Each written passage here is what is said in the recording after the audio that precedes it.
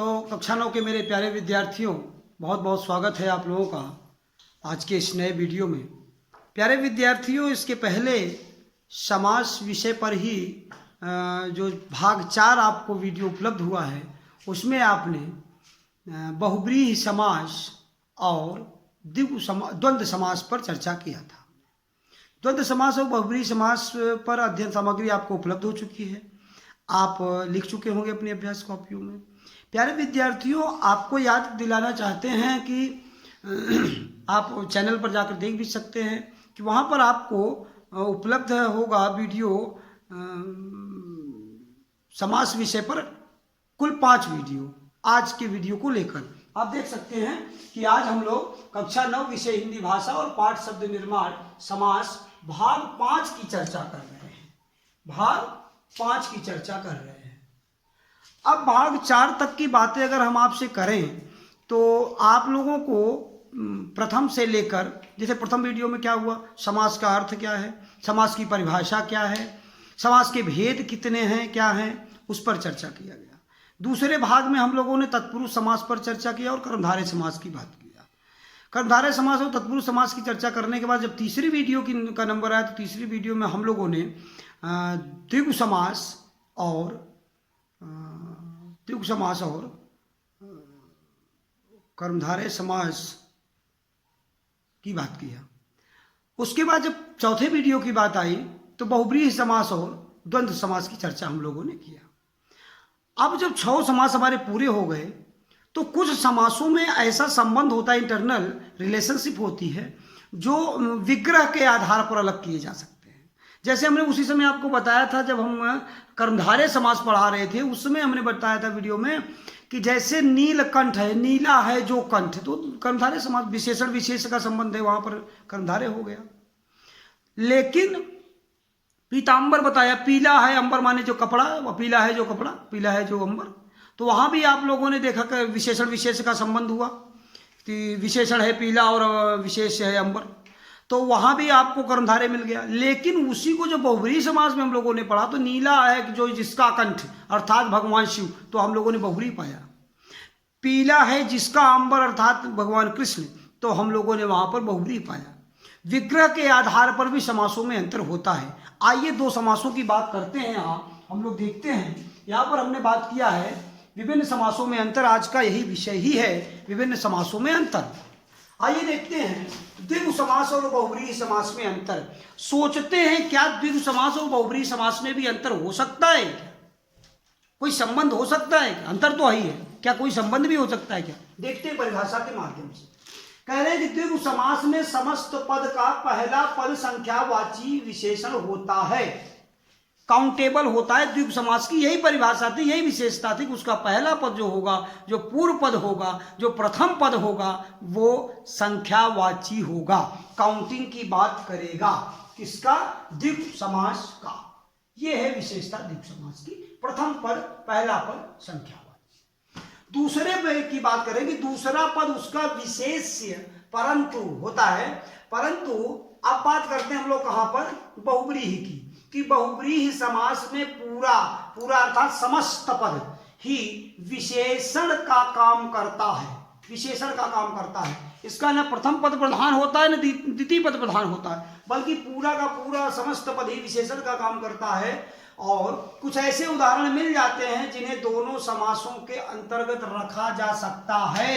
प्यारे विद्यार्थियों, अब कुछ ऐसे उदाहरण मिल गए जिन्हें दोनों के अंतर रखा जा सकता है, तब आप उसमें अंतर कैसे करेंगे?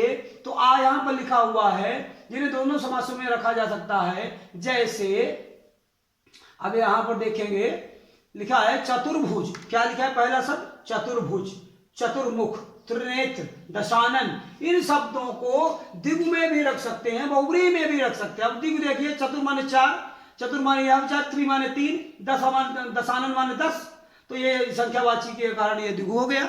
अब इसका ना प्रथम पद प्रधान, द्वितीय पद, तीसरे पद की बात करेंगे तो ये बहुब्रीहि हो जाएंगे। हमने कहा था कि बहुब्रीहि का कोई सब्स्टिट्यूट नहीं होता, बहुब्रीहि यूनिवर्सल होता है, उसका कोई प्रतिपूरक नहीं होता। देखते हैं इन उदाहरण के माध्यम से। अब अंतर कैसे करेंगे, ये बात को हमने यहां समझाया है कि इनके विग्रह करने पर निर्भर करता है। इनके विग्रह करने पर निर्भर, विग्रह आप समझ रहे हैं विग्रह शब्द को, विग्रह माने तोड़ा जाता है, उसको डिस्ट्रीब्यूट किया जाता है, जैसे समस्त पद जुड़ा होता है उसको अलग अलग पदों में कर देते हैं, उसको विग्रह कहते हैं। तो इनके विग्रह करने पर निर्भर करता है कि ये द्विगु समास द्विगु या बहुव्रीहि में से किस समास के उदाहरण माने जाएंगे। डिपेंड किस पर करता है, विग्रह करने पर डिपेंड करता है। जैसा आपने विग्रह कर दिया, अब देखिए जैसे उदाहरण के माध्यम से हम बात करें, वही शब्द है, एक ही शब्द, चतुर्भुज है, चतुर्भुज द्विगु समास भी है और चतुर्भुज बहुव्रीहि भी है। कैसे? विग्रह के आधार पर। देखिए यहां लिखा है चतुर्भुज और लिख रहे हैं कि चार भुजाओं का समूह, चार भुजाओं का समूह होगा तो ये हो जाएगा द्विगु समास, लेकिन चार भुजाएं हैं जिसकी अर्थात भगवान विष्णु, तो हो जाएगा बहुव्रीहि समास। विग्रह करने पर डिपेंड करता है कि द्विगु समास माना जाए कि बहुव्रीहि समास माना जाए। एक उदाहरण और देखते हैं, चतुर्मुख में करें चार मुखों का समूह, ग्रुप की बात करते हैं, गुच्छे की बात करते हैं, चार की बात, काउंट की बात करते हैं, काउंटिंग की बात, तो चार मुखों का समूह हो गया द्विगु समास, और चार मुख हैं जिसके अर्थात ब्रह्मा, तो हो गया बहुव्रीहि समास। तीसरा उदाहरण देखते हैं, त्रिनेत्र कह रहा है, तीन नेत्रों का समूह हो गया द्विगु समास, और तीन नेत्र हैं जिसके अर्थात भगवान शिव, तो हो गया बहुव्रीहि समास। प्यारे विद्यार्थी, एक और हम लोगों ने लिया था उदाहरण, दशानन। 10 आनन माने मुख, 10 आनन माने मुख, मुखों का समूह, 10 मुखों का समूह हो जाएगा द्विगु समास, और हो जाएगा 10 है मुख जिसके अर्थात रावण, तो हो जाएगा बहुव्रीहि समास। विग्रह पर भी आधारित है कि एक उसकी समास में इसको रखा जाए। मैं आशा करता हूं कि मेरी बात आप समझ रहे होंगे, विग्रह पर आधारित है कि द्विगु होगा कि बहुव्रीहि होगा। प्यारे विद्यार्थियों, आइए थोड़ा सा देखते हैं क्या कर्मधारय और द्विगु कोई कंपेयर है क्या, कोई रिलेशन है क्या इन दोनों में, कोई संबंध है क्या कर्मधारय समास और द्विगु समास में। देखते हैं, कर्मधारय समास में समस्त पद का एक पद गुणवाचक विशेषण और दूसरा पद विशेष्य होता है। तो प्रथम पद विशेषण तथा दूसरा पद, द्वितीय पद, उत्तर पद, पूर्व पद विशेषण तथा उत्तर पद विशेष्य होता है। इसी की विशेषता ये बताता है, कहता है लाल टोपी, टोपी द्वितीय पद है, विशेष्य है, विशेषण क्या है, लाल, तो टोपी कैसी है, लाल, हो गया क्या कर्मधारय समास, विशेषण विशेष संबंध से कर्मधारय हो गया। आइए देखते हैं, और एक यहाँ नीचे क्या कह रहे हैं कि द्विगु समास में पहला पद संख्या वाचक होता है, विशेषण होता है, दूसरा पद विशेष्य होता है। पहला पद संख्या वाचक होता है, आप यहां देख सकते हैं, कह रहे हैं कि जैसे आप इसको जैसे बनाइए, आप लिख सकते हैं जैसे क्या है, जैसे हम कह रहे हैं परमानंद, परम आनंद बराबर कर्मधारय समास, नीलांबर, नीला अंबर कर्मधारय समास, नीला है पर विशेषण विशेष का संबंध है। चतुर्वर्ण, चार वर्ण द्विगु समास, त्रिफला, तीन फलों का समूह द्विगु समास। तो ये रहे आपके उदाहरण कर्मधारय और इसके। एक संबंध आप देख सकते हैं, यहाँ पर हमने नहीं लिखा है, लेकिन कर्मधारय समास और बहुव्रीहि समास का भी संबंध बड़ा ही इंपॉर्टेंट है, कर्मधारय समास और बहुव्रीहि समास का। हम शुरू से ही आपको तत्पुरुष समास जब बता रहे थे, उसके बाद से जब हमने कर्मधारय शुरू किया तब भी आपको बता दिया था कि कर्मधारय समास और बहुव्रीहि समास में बड़ा ही नियर संबंध है, नियरेस्ट रिलेशनशिप है। कैसे हमने बताया है आपको, विशेषण विशेष की बात करेगा और वो यूनिवर्सल की बात करेगा, तो यूनिवर्सल की बात करेगा तो बहुव्रीहि समास, विशेषण विशेष की बात करेगा तो कर्मधारय समास। प्यारे विद्यार्थियों, नोट पॉइंट को थोड़ा सा देखते हैं, कुछ नोट और विशेष पॉइंट है। हमने आपको कहा था कि नोट और विशेष पॉइंट ये ऐसे नहीं चलते फिरते बना दिया जाता है। These points are most important for you and your life also, so please my dear student, be careful, listen carefully, I note down in your note copy also please. तो ध्यान देते हैं, नोट विशेष में क्या है। पहला पद है कि समस्त परस्पर संबंध रखने वाले दो या दो से अधिक पदों का मेल समास कहलाता है। आशा करता हूं ये बात आप समझ चुके होंगे अब तक। दूसरा कह रहा है कि पदों के मेल से बना शब्द समस्त पद कहलाता है, और इसी समस्त पदों को जब तोड़ फोड़ के उसको अलग कर दिया जाए तो समास विग्रह कहलाता है। आशा करता हूं समास विग्रह और समस्त पद दोनों आपको समझ में आ रहा होगा। तीसरा क्या कह रहा है नोट पॉइंट, कि सामासिक शब्द के पदों को अलग करने की प्रक्रिया समास विग्रह कहलाती है। ये आपको पता होना चाहिए कि समास विग्रह क्या है और समस्त पद क्या है, इसीलिए इन दोनों पॉइंट्स को मैंने यहाँ पर रखा हुआ है। इन दोनों में डिफरेंट आपको याद होगा, मैंने इस क्वेश्चन को भी दिया है कि समस्त पद और समास विग्रह में उदाहरण से अंतर स्पष्ट कीजिए। मेरे प्यारे विद्यार्थियों, ध्यान देंगे आप। आगे देखते हैं चौथा पॉइंट क्या है नोट पॉइंट में, कि द्वंद्व समास में दोनों पद प्रधान होते हैं। ये बात भी आप जानते हैं, द्वंद्व समास में दोनों पद प्रधान होते हैं। आगे चर्चा करते हैं किसकी, गृह कार्य की। गृह कार्य की चर्चा हम आपसे करें, इसके पहले मैं चाहता हूं, मैंने स्टिक रख दिया, मैंने ये जो है मार्कर रख दिया, अब मैं आपसे बात करना चाहता हूं मेरे प्यारे विद्यार्थी। आप एकदम मस्तिष्क को, अपने माइंड को, अपने दिमाग को एकदम शांत कर लीजिए और एक बार समझने की कोशिश करिए। कतई कोई भी समास आपको कहीं भी कंफ्यूज नहीं करेगा। आप एक से 1.5 मिनट मेरी बात आप ध्यान से सुन लीजिए, फिर आपका सारा कंफ्यूजन दूर। पहले तो आप ये मान कर चलिए कि आपको सारे समास आने लगे हैं, फिर मैं जो बातें कह रहा हूं उसको आप समझने की कोशिश करिए।